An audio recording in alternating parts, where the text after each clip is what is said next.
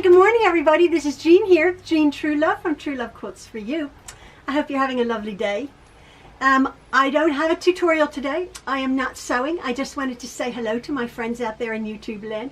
You've been all so kind to me. Such wonderful compliments I received from my family. One of them was what a lovely community we belong to, because as you know, I read every single comment. And now the majority of my comments on my YouTube channel are positive and so lovely. And the ones that aren't, I quickly block and delete. I follow another YouTuber and who's very, very popular, and extremely popular, has a Facebook page, Instagram, YouTube, extremely popular. They said they don't block the people who comment nastily on their channel because they're lovelier people than I am, because they said maybe they're just having a bad day. And I'm thinking, every time I see a horrible, nasty comment, I block and delete, right? As the most of you have suggested that I would do. But it's interesting because I am so very blessed that I'm only around lovely people.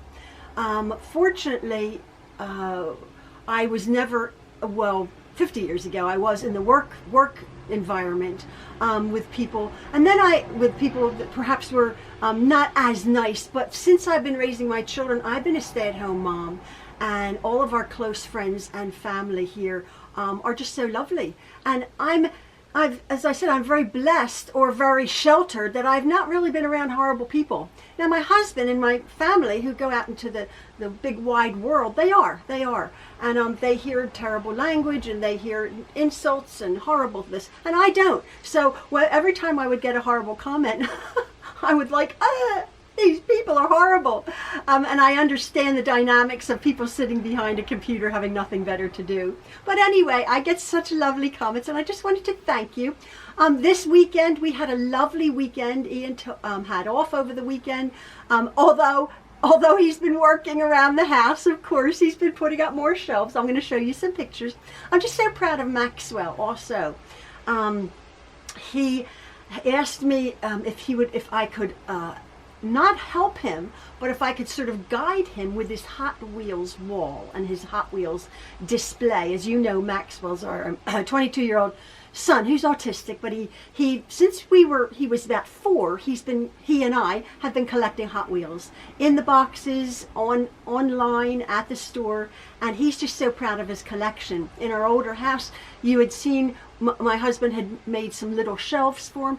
We moved into this home, and lo and behold, I believe I've told you this story, it was advertised as a 4-bedroom house, which was fine because it was an office, master bedroom, and 2 smaller sewing rooms for my sewing, and then a place for Maxwell. That was our prerequisite, a place for Maxwell. He would have gotten the office/guest room. Well, we then walked up into this area here, the 2nd floor, and there's a door to the 3rd floor, an entire 3rd floor, stand up, everything. Beautiful 3 big dormer windows, double-sized windows. Unbelievable. Awesome storage. So anyway, long story short, he's up there in his apartment, as he calls it. And he wanted to decorate the stairwell and the shelving unit that was there, custom built for his Hot Wheels. So we were doing that. I'm going to take a few pictures of that. One of our kids came, Justin, and his family came. We were just sitting out on the porch, the front porch, which is a little bit noisy, but actually on Sunday it wasn't. And it was just so lovely to be with them. And some of the grandchildren, we have some photographs of the grandchildren. Anyway, I just wanted to take a picture also of the shelving unit that my husband had built me. And as you can see behind me, my Ian had modified these spool holders. Now, as you can see, this is how the spool holders come from the shop. Okay, most of them come. one of them we had was about half of this, which was one of these. And I had said to my husband, I said, could you just cut them all in half? So of course he made it, he secured everything, and he cut them in half, and he put up this sort of almost an art display for some of my colored thread. As you know, I use mostly white, which is right here. But he did that so I can display a lot of my thread. Ian is very, very handy and very crafty. He also hung a disco ball. My disco ball. Every sewing room needs a disco ball. I had one in my dining room. Anyway, he had that in my sewing room. That was a funny story. I was at TJ Maxx about 8-10 years ago, and I was walking down the aisle, and from here to there, I saw on the end cap there, shelving a lovely big disco ball. And I thought, who needs a disco ball? I need a disco ball. But it was so funny because in my peripheral vision, I saw a woman, really lovely dressed, actually, I look like a slob, sort of making her way to this one disco ball. And I thought, okay, I totally ignored that, and I pushed my cart up and I grabbed the disco ball. She was about 5 foot away. I took the disco ball. I thought, I saw it first. And I had it hanging in our old dining room.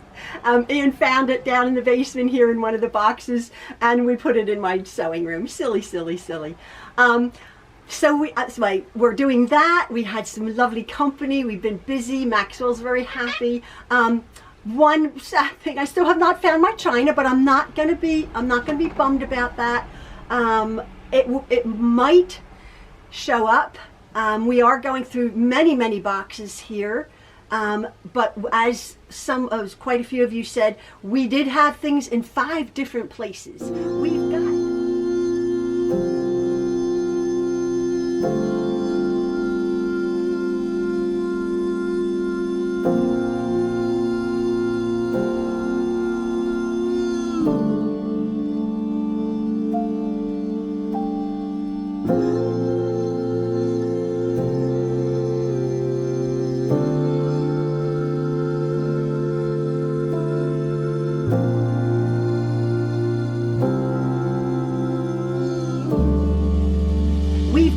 I thought the majority of everything from our friends' homes. Mind you, the house it's not been raised yet. It's an ongoing mess. There are still some things at the house, and Maxwell just informed me that it was a what you would call a rancher bungalow, 1 floor. But when we moved from our family home, he remembers putting things up. If you remember my old sewing room, above the bathroom, which had a flat roof, there was a little half bath attached to my large sewing room, and in there was an attic space where the water tank was and everything.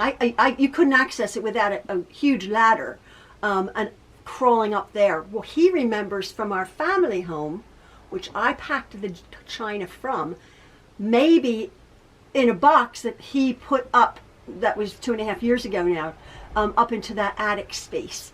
So I don't know if it's up there because it would have been heavy.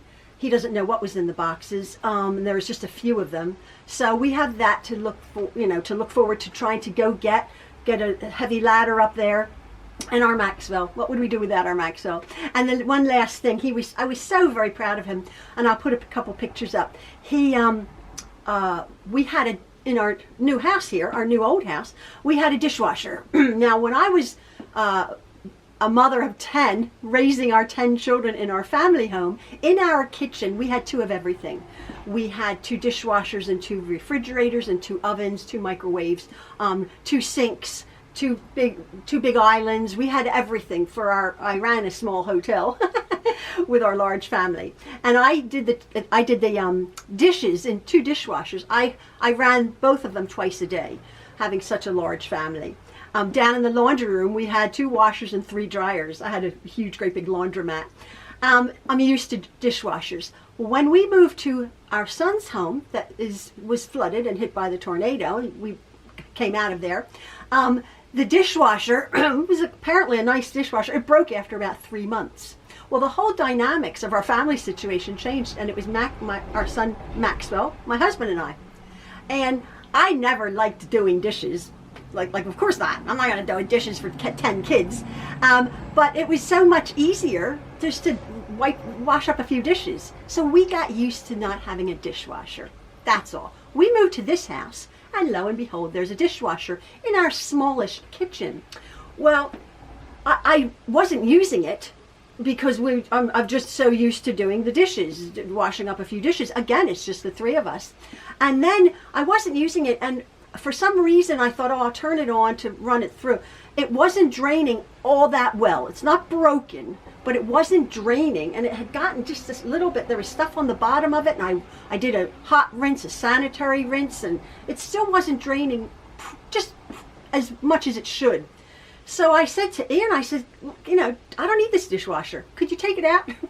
I would rather have the space down below and have some shelves with a little curtain over it, which I'll show you the pictures.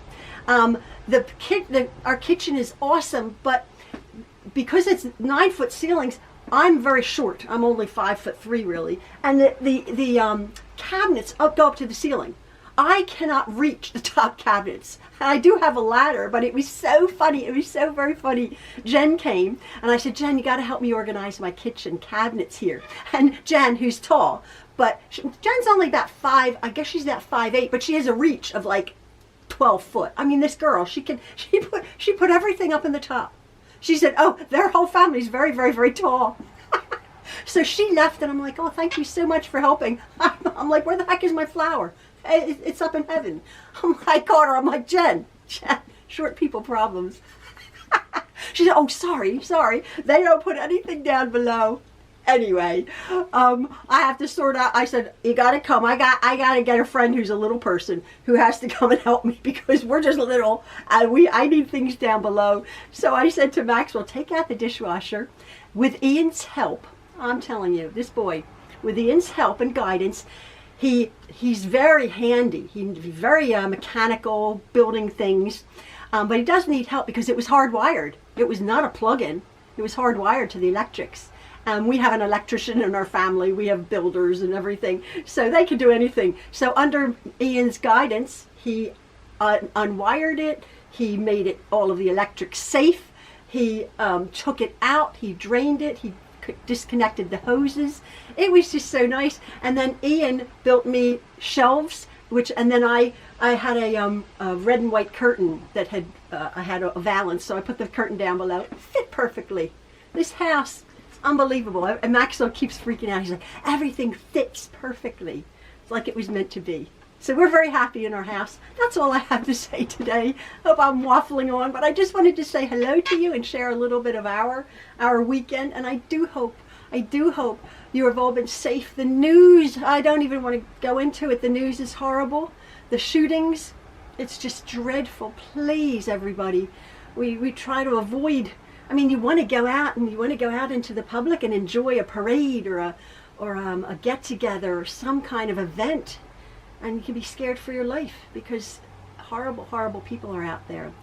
And anyway, I know all of you are not horrible people. You're lovely people who appreciate me and our family and sharing. And I do yours. I love listening to your stories and hearing your trials and your triumphs also. So leave comments below. I respond to everyone, and I enjoy our interaction. And I just wanted to say hello to you guys, and hope you had a lovely weekend. And again, thank you for everything, and as always, love from the True Loves. All right, bye folks.